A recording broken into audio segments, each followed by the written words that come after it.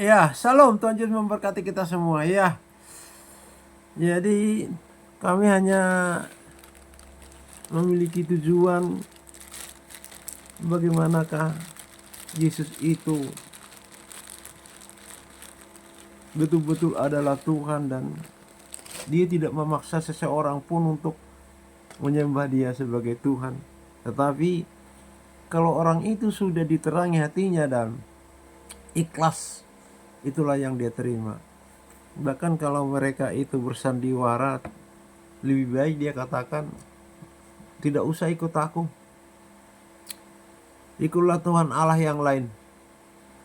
Karena kalau mengikut aku, kamu harus kudus, harus jujur, harus taat. Tapi kalau mengikut Allah lain, langgari saja sih tidak masalah. Ya, sudah banyak bukti kok di Facebook itu. Lakum dinikum waliyadin. Agamamu agamamu, agamaku agamaku. Tetapi yang mereka sesatkan itu bukan membawa kebenaran. Agama Kristen. Ya sudahlah, agama Kristen kita nggak peduli, ya sudahlah. Agama tidak menyelamatkan. Firman Tuhan yang ada di Alkitab. Jadi mereka sesatkan, ya apalagi Juma ya, dirubah-rubah sendiri dia firman itu. Ya untung ada Alkitab lain menjadi patokan kita di Indonesia ini. Jadi ya, tapi orang yang sesat ya memang akan disesatkan. Dan banyak orang Kristen datang ke live-nya Juma dan dipermalukan. Ya, mereka tidak punya dasar basic firman Tuhan. Ya. Jadi kenapa? Ya, tidak tahu apakah baru jadi Kristen langsung jadi debat, ataukah sudah dari turun-temurun tetapi tidak memeriksa dirinya sendiri memiliki firman apa tidak. Firman yang hidup lah, bukan firman yang logos tapi firman yang rema. Kalau firman yang logos sudahlah, kalau mau debat mati, hancur. Tapi kalau ada firman yang hidup, firman itulah yang berdebat. Kita hanya sebagai alat. Ya. Jadi sudah banyak sekali yang terjadi. Sekarang eranya bebas, di YouTube itu apapun.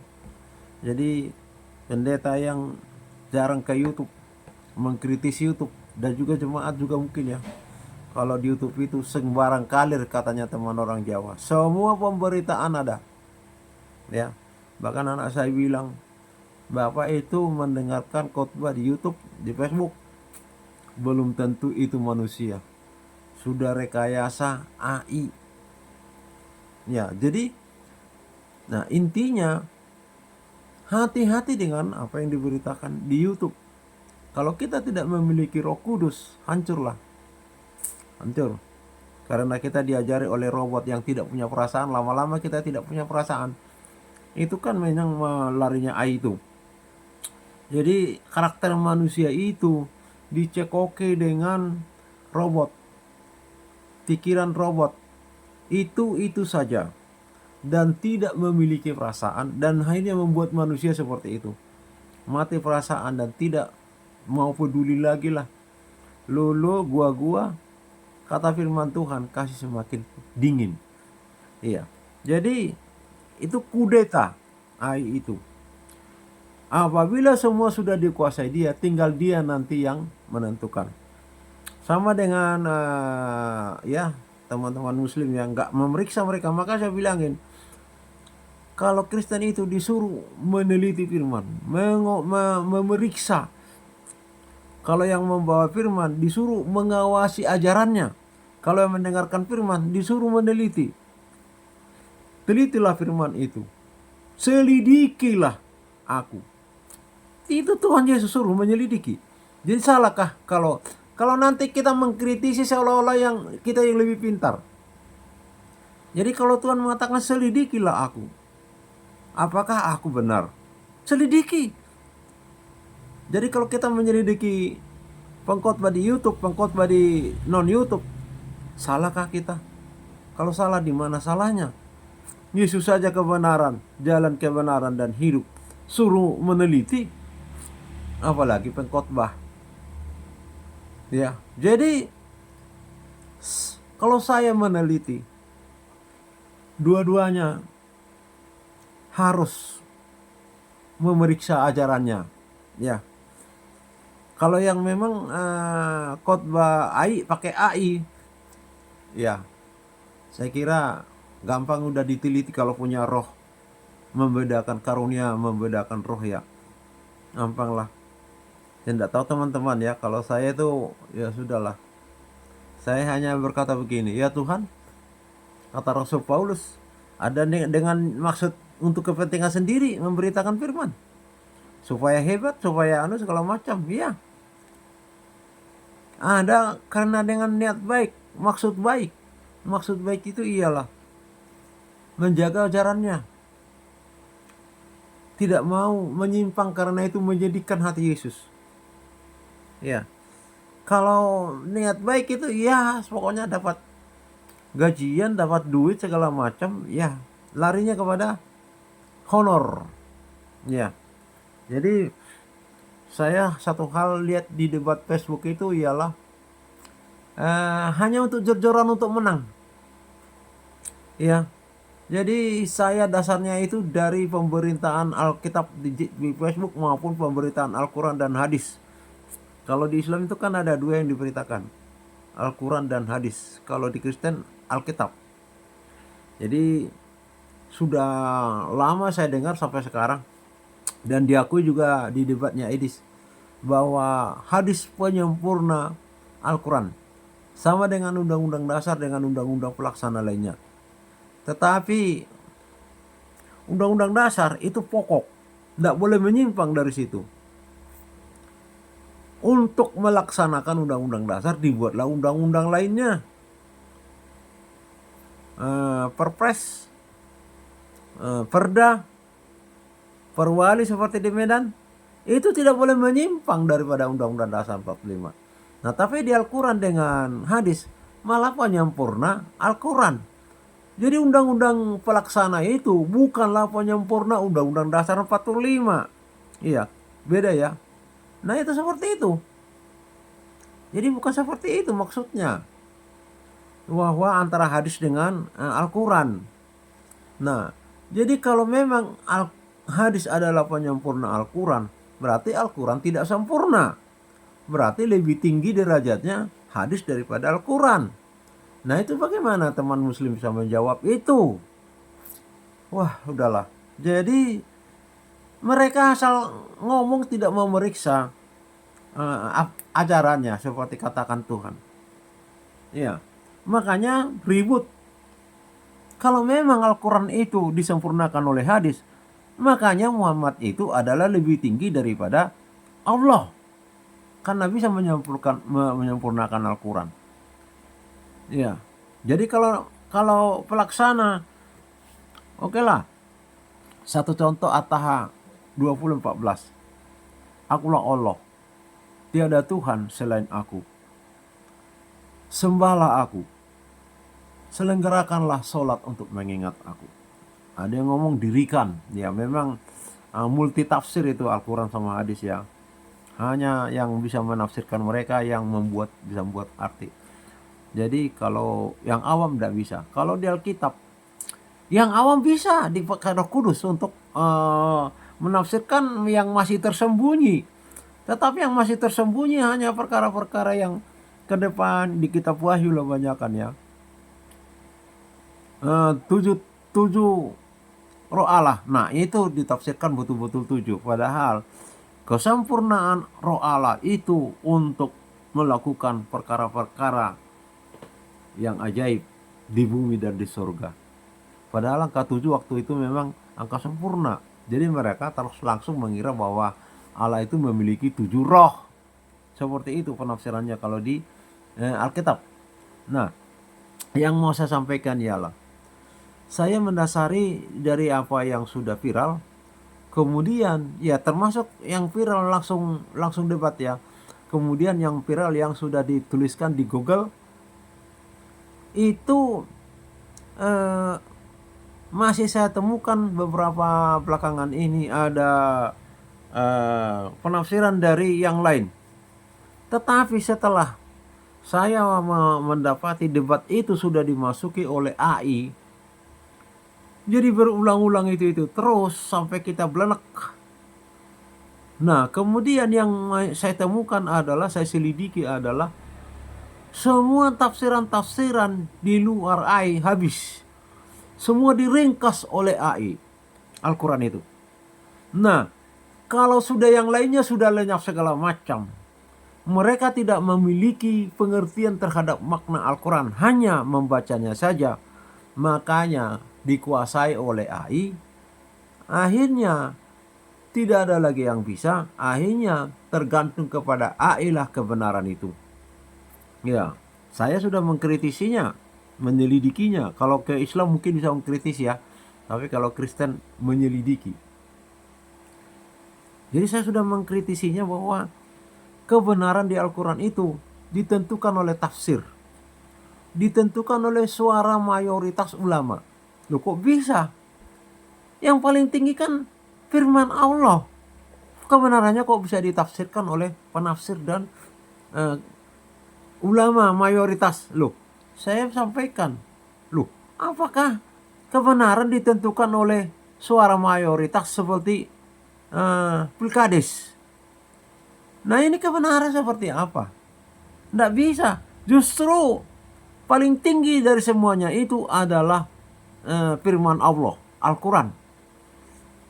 Nah, Al-Quran itu yang menjadi jujukan kepada hadis. Kalau di Alkitab, jadi Injil itu ya, kalau Injil sepenuh, semuanya Injil. Karena itu yang diberitakan oleh Tuhan Yesus, perjanjian lama, perjanjian baru. Itu Injil sepenuh. Injil kerajaan surga, tentang surga. Lebih banyak tentang surga, itu karena Yesus dari surga. Itu Injil kerajaan surga itu memberitakan Yesus, kuasanya, kasihnya, pengorbanannya, kebenarannya, kekudusannya, jalannya. Dah. Injil kerajaan surga itu terdiri dari Matius, Markus, Lukas, Yohanes. Nah, seperti itu barangkali yang bisa dianukan, dianalogikan seperti Al-Quran. Nah, prakteknya adalah kisah para rasul. Harus sesuai dengan itu. Tidak boleh lebih, tidak boleh kurang. Itu sudah dikatakan oleh Tuhan Yesus. Dan dinasehatkan melalui surat-surat para rasul, murid. Itu surat-suratnya itu nasihat kepada orang Kristen, manusia, supaya hidup seperti Injil. Jadi mereka praktek, habis itu mereka mengalaminya, terus mereka menasihatkan atas pengalaman mereka. Nah itu, seperti itu. Tetapi kalau di Al-Quran dengan di hadis, sudah sangat berbeda sekali. At-Taha 20 saya sudah katakan tadi. Sembahlah aku, dirikanlah sholat untuk mengingat aku. Tapi di Al-Nahl 91, aku, Muhammad, diperintah hanya menyembah Tuhannya negeri ini, Mekah, yang segala sesuatunya adalah menjadi miliknya dan dijadikannya kudus. Aku ini Muhammad adalah bagian dari Muslim. Jadi miliknya, yang faktanya yang disembah itu Tuhannya orang Mekah itu berhala. 360 berhala oleh Muhammad diringkas menjadi tinggal batu hitam. Nah, itulah yang menjadi fakta, menjadi Tuhannya orang Muslim. Nah, kalau memang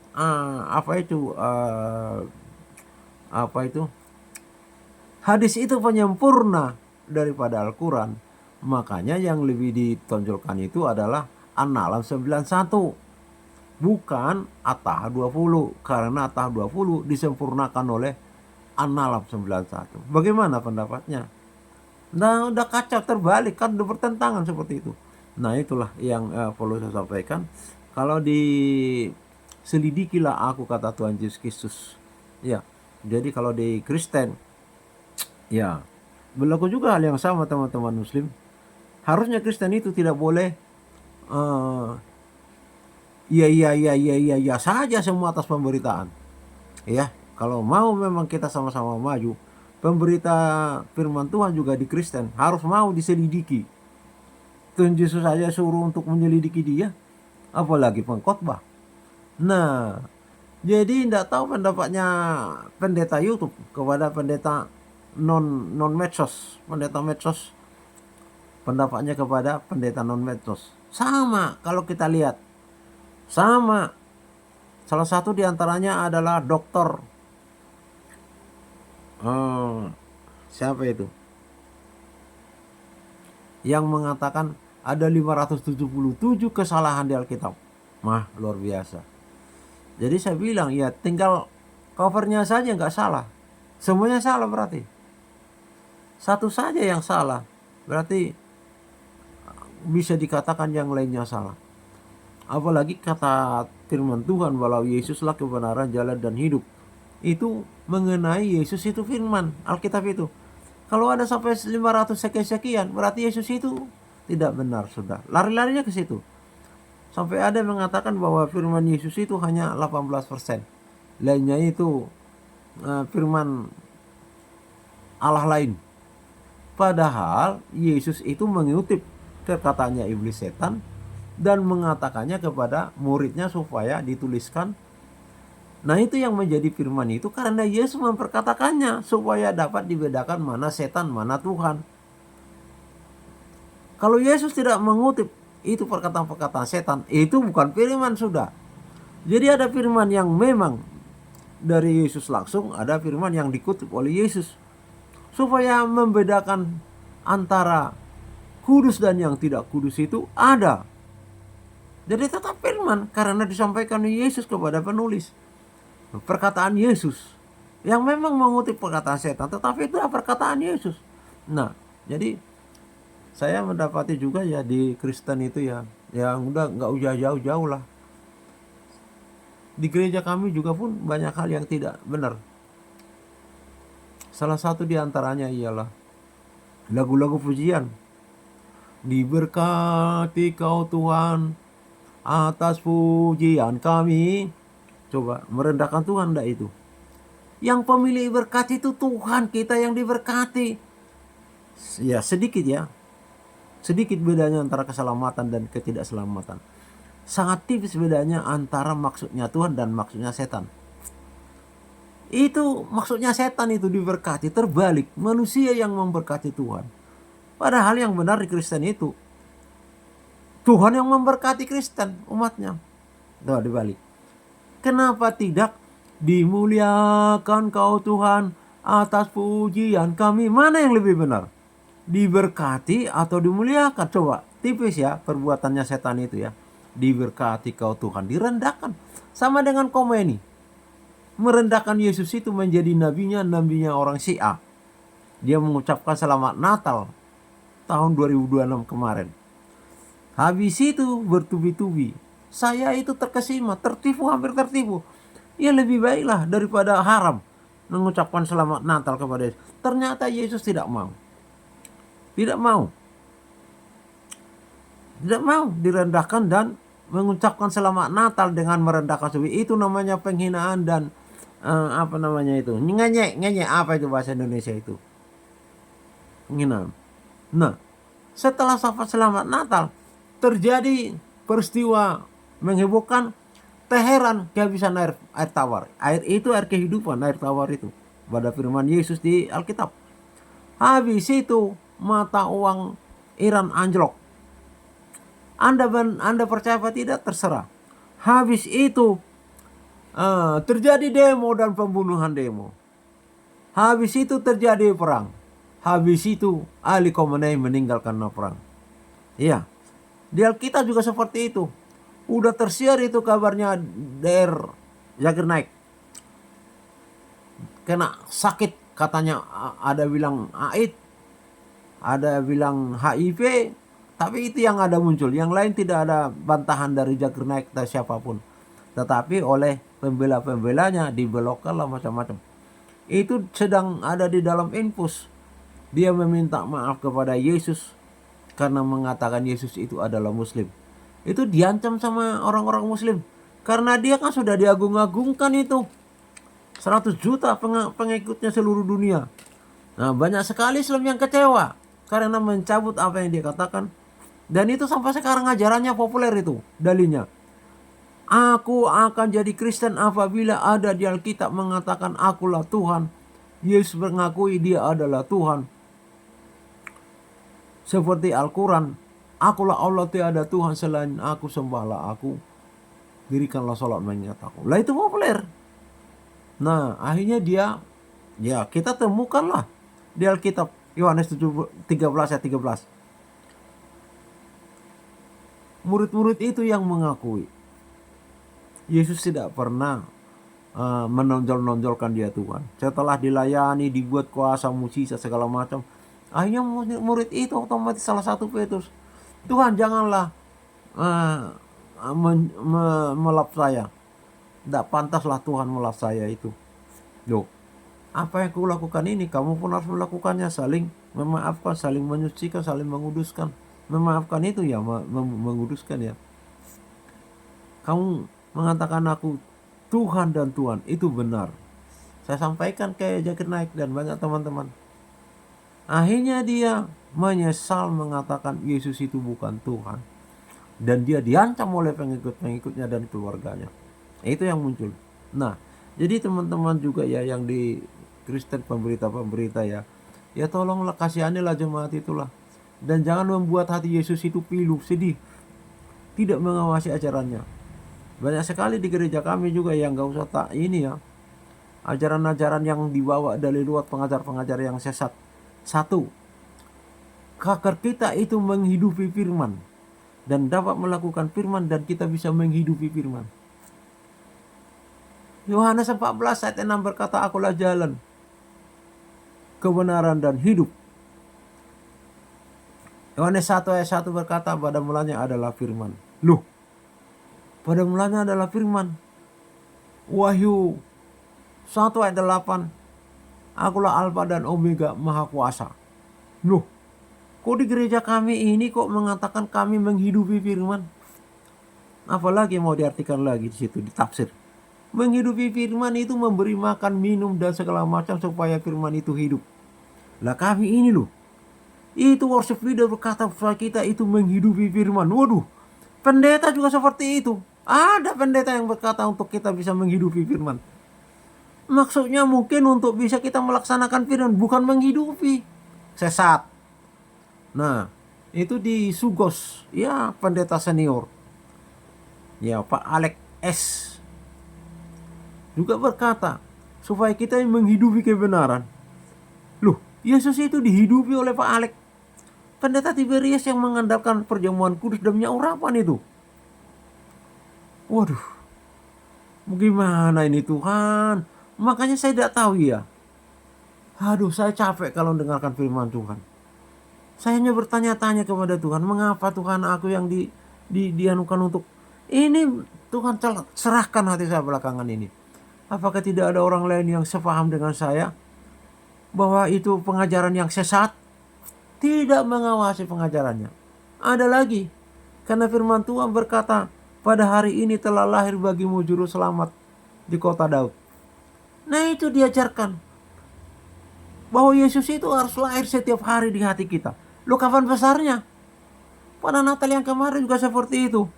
Mari kita menerima kelahiran Yesus dalam hati kita. Bolak-balik setiap tahun menerima kelahiran Yesus. Menerima kapan? 1 tahun toh umurnya Yesus. Tidak pernah jadi tersalib di atas kayu salib. Karena tahun depan melahirkan lagi. Jadi umurnya tahunan. Ada lagi yang mengatakan itu. Menerima kelahiran Yesus setiap hari di dalam hati. Loh, tidak usah ditafsir, itu sudah sesat. Itulah berkecamuknya pengajaran sesat di gereja-gereja, termasuk di gereja kami. Ya, banyak sekali lah saya pikir-pikir, oh Tuhan. Ada lagi yang ngomong, Bapa kami yang di surga, dikuduskanlah namamu. Wah, tersinggung pendeta itu karena saya nyanyi. Pendeta itu dengar rupanya saya nyanyi, saya tutup mata dan saya mendoakan doa Bapa kami itu. Langsung itu jadi judul perikop khotbah. Jangan lagi ngomong ya, Bapa kami di surga, dikuduskanlah namamu. Seolah-olah Bapa di surga tidak kudus namanya. Bukan Bapa di surga yang tidak kudus namanya, kitalah yang tidak kudus. Betul, kita tidak kudus. Tetapi kita yang tidak kudus itu berkata, Bapa kami yang di surga, dikuduskanlah namamu. Itu ajarannya Tuhan Yesus. Kita tidak kudus, mengatakan Bapa di surga, dikuduskanlah namamu. Berarti tidak kudus Bapa itu. Waduh, mana balangan katanya orang Batak. Aduh, lahirnya dengan begitu di hati ini. Karena saya jelas yang dituding ya. Saya katakan setelah itu tak masukkan di grup. Bapak Pendeta Dr. JA. Ya sudah saya sampaikan ke beliau. Maksudnya Bapak Pendeta, bukan Bapak di surga itu tidak kudus. Maksudnya jangan kita menerima Yesus dan Bapa yang mengutusnya itu adalah maha kudus malahan. Bukan hanya kudus. Mengotorinya. Sudah Kristen menerima Yesus, dibaptis di dalam air dan Roh Kudus, tetapi pergi ke dukun, itu namanya mengotori, tidak menguduskan nama Bapa di surga. Berjudian, saya melakukannya. Zina, saya melakukannya. Itu namanya tidak menguduskan nama Bapa di surga. Klub malam, melakukan segala dosa, itu namanya tidak menguduskan Allah Bapa di surga. Ya saya jelaskan begitu. Tetapi saya terus diblok, dikeluarkan dari grup. Ya sudah, puji Tuhan lah. Nah itulah yang saya sampaikan, bahwa kita harus menyelidiki firman Tuhan. Jemaat ya, jemaat kita harus bersuara sekarang. Jangan hamba-hamba Tuhan ini seenaknya tok, copot sana copot sini, tidak mengawasi ajarannya. Saya sudah banyak saya sampaikan itu. Aduh, capek saya mendengarkan firman Tuhan. Aduh, hanya 1-2 kadang-kadang pendeta ya, 1-2 pendeta. Tapi kadang-kadang dari 10 ya hanya 1 dan 2 yang luar biasa. Habis itu lagi jatuh bangun apa lagi ya namanya, pelin-pelan tidak stabil. Aduh, saya sudah banyak sekali saya mengkritisi. Ya jangan mengkritisi lah, nggak enak. Menyelidiki firman Tuhan. Kalau dunia mengkritisi ya sudahlah. Tapi kalau orang Kristen itu menyelidiki firman Tuhan, ya cukup banyak. Terpujilah Bapa kalian selamanya. Haleluya. Amin.